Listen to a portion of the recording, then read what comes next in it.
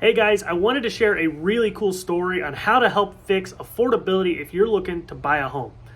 As we look at homes, we are seeing more and more price cuts on homes because sometimes sellers still think their house is worth a bit more than maybe what it is.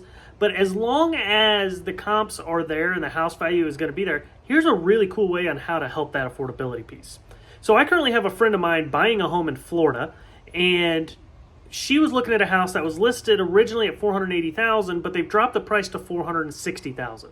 But she did not like the payment at $460,000 or at $480,000.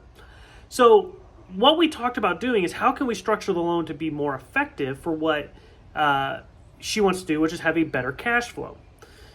So what we ended up actually doing is instead of taking the $460,000, which is $20,000 price reduction, which saves us about $150 a month, we actually opted and offered the seller $480,000, the original price of the home when they only have it listed now for $460,000.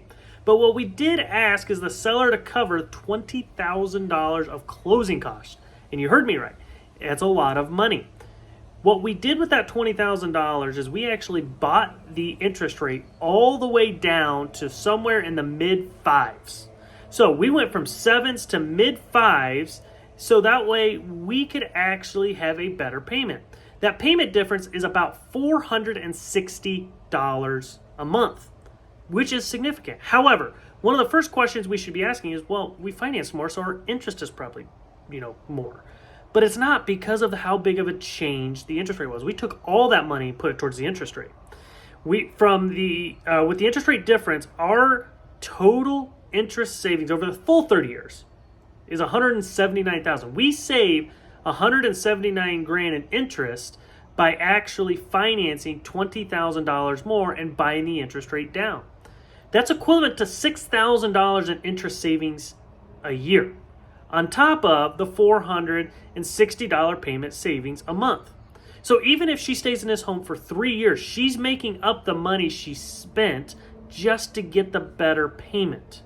So food for thought. If you see price reductions, don't be afraid to go in for the higher price and get the maximum seller concessions, the max seller closing cost, and apply 100% of that towards the interest rate. If you check out those numbers, that'll help with some affordability. Hope you have an awesome day. We'll talk soon. See ya.